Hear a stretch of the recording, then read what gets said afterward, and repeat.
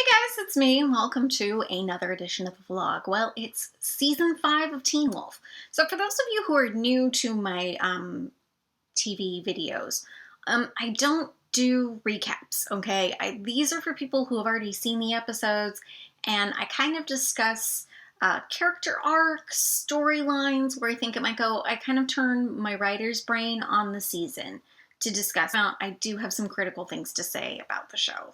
Things that I really should have said earlier. I just want to say, if you haven't seen the episodes 1 and 2, which aired on Monday and Tuesday, go watch them and then come back, and then we can talk. This season has already proven to have a pretty interesting narrative device. It started with Lydia in Icon House, and with some badass powers, and before you could really figure out what the heck's going on, all of a sudden we were back at school and everything's hunky-dory. So it's very clear that the Icon House stuff is all off in the future, and we still have their senior year to go on. So senior year brings a lot of changes, and this is something that I'm really glad that they tackled, because it's a very common problem with actual teenagers, and I kind of miss the days when there were a lot of things in Teen Wolf that were regular teen problems, as opposed to supernatural hit lists. It's really hard with high school, because you have a group of friends and then people go to college everywhere and you inevitably lose track because everybody writes keep in touch and they don't. Spoiler, I'm gonna tell you, it's not the end of the world. Also spoiler, I'm pretty sure that these guys have actually been through enough that they're really not gonna totally go separate ways. Just saying. When you defeat that many bad guys together, kind of binds you for life. I like the idea of the senior scribe thing. I think it's very cool, very sweet. I liked that Malia didn't want to do it unless she was actually going to be a senior that year. More on Malia in a bit. I do not think that those were Derek's initials, only because I was pretty sure that with canon, it made it seem like the whole thing with Kate must have been like junior year, like Derek was sick, like, let's see, Paige was when he was 16, so I'm guessing, Kate was when he was 17, only because there was no, like, I'm an adult, you can't tell me what to do when Derek was turned into a baby. There was none of that. There was no, like, but I'm a senior and you guys are whatever, which I would have expected a mouthy teenage werewolf to say.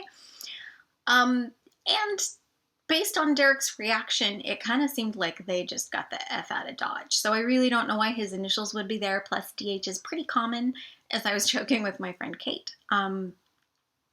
I said there's probably a Diego Hernandez who's really annoyed right now that Styles thought it was Derek's initials. It did put a smile on my face that at least they were acknowledging Derek. So, and actually they've mentioned Derek a lot in these 2 episodes. And as far as major story arcs, we have the whole senior year thing, people moving apart, things so on. We have a new werewolf, Theo, who has come in, and of course Styles thinks he's bad, and it turns out he probably is.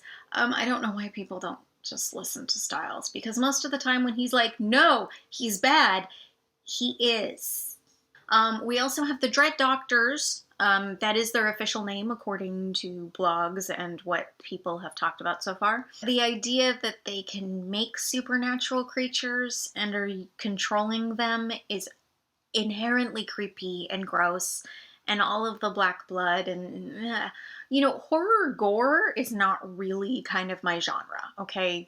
I didn't watch the Saw movies for a reason, I like the kind of horror stuff that, like, makes you think, and obviously the show is going more in that route, which makes it a good pairing with MTV's new Scream, but I'm just, like, grossed out half the time, so I don't really know where this is gonna go, but it'll be interesting to see. We have ravens everywhere. The last time we saw them was in season 3A with the Duroc, and it was not a good sign then, so clearly not a good sign now. The Dread Doctors actually took poor Tracy, and they've turned her into a werewolf. She doesn't exactly know what she is or what she's doing, and that's really scary. It's pretty clear that they're assembling, like, uber monsters to do as they wish, and that's pretty gross. But they want Scott McCall.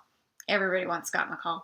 And actually, that's another way that you can tell that someone's a bad guy. If their first inclination is, I want to see Scott McCall, then, they're probably not all that great. One thing I've never understood about Teen Wolf is this concept of like the summer and no one hangs out. Okay, so Lydia and Parrish have been trying to figure out what he is, so apparently that's what they did that summer. Um, Scott and Styles, I guess, have been helping Liam get control, so there's that. Malia was in summer school, Kira was in New York, but somehow I guess Liam was too busy for Mason to the point where like Mason has been obsessively researching berserkers and things, and like he only just brought it up to Liam now. That part I didn't understand. I am glad to see that they're finally putting some consequences for Malia, having been a coyote all of these years, that, she is behind in school, that it's a question of whether or not she's going to graduate.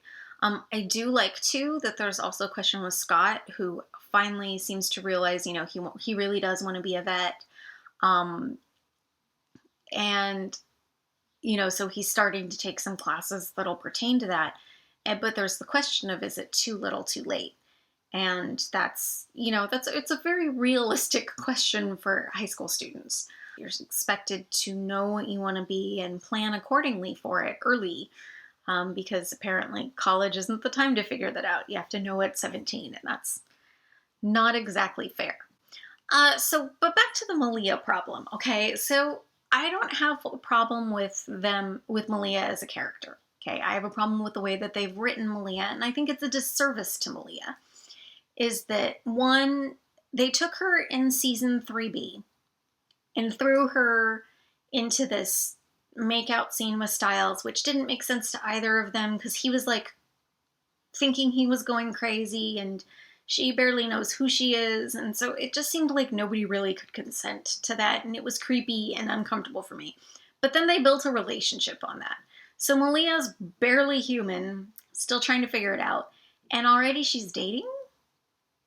Like, I would have expected better of Styles. Like, be like, no, you figure out who you are, babe, okay? We can put a pin in this. And now it seems like a lot of stuff, like, obviously Styles has his plans. We know that. Styles is a man with, like, life plans and goals, and Malia just wants to desperately fit into them. And to me, I'm kind of wondering if this isn't going to work. Only because,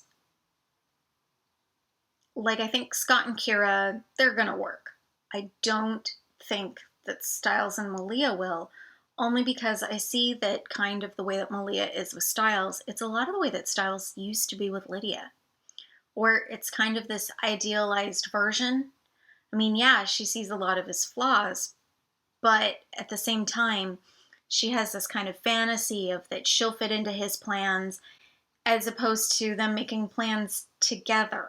I love that Kira's belt turns into her sword, because obviously you can't carry a samurai sword everywhere. So I like the idea that her belt doubles as that. I'm really sad that Kira is still getting backhanded by bad guys.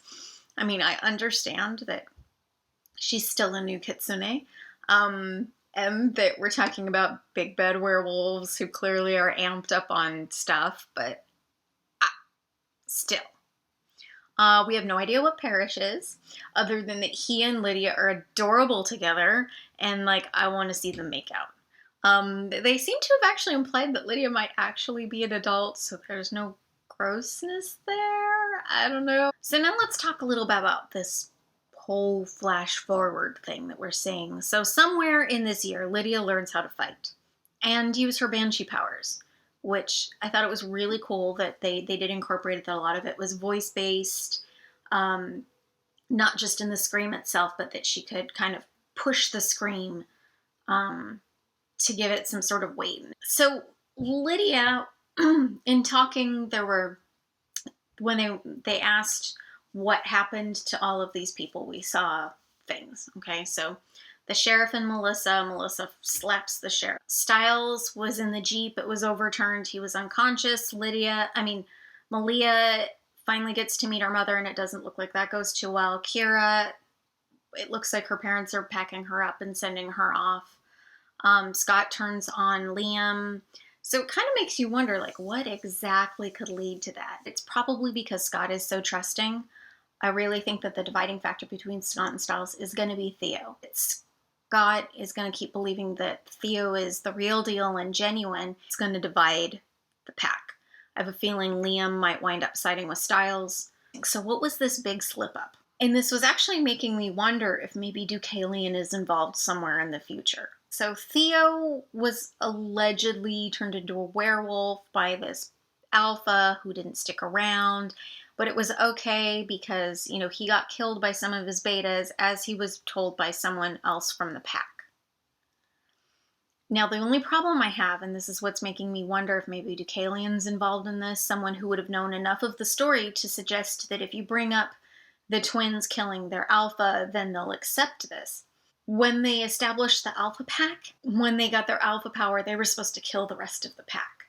So I don't know how anyone would have survived. So either I'm misinformed or that was a big tip-off that Theo was lying. Oh, by the way, and Theo can turn into a full-shift wolf. It was supposed to be a rare thing, and suddenly, like, everybody can turn into a wolf, and I'm a little PO'd about that.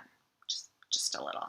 But at least it did give the chance for Liam to wolf out and for Mason to see it and be like, dude, you're a werewolf and isn't that awesome? Which is great because the thing I like about Liam and Mason is that they are basically Scott and Stiles 2.0.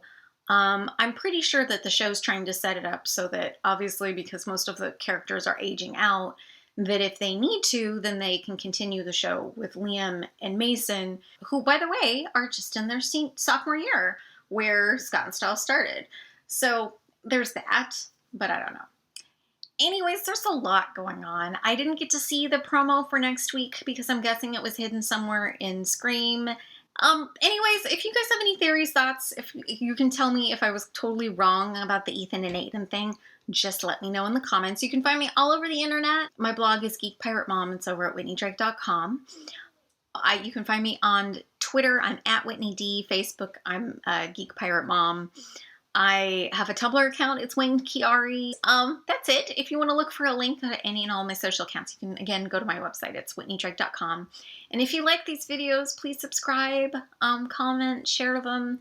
I will be doing one of these every week. I would have done this last night, except I was so tired that so I'm recording it. But it will always be up the day after the episode aired. So that's my promise to you. I did it with Agent Carter, amazingly enough. And so now I'm committing myself to do it for an even longer season. I am crazy. I hope you guys have a great week. Talk to you later. Bye.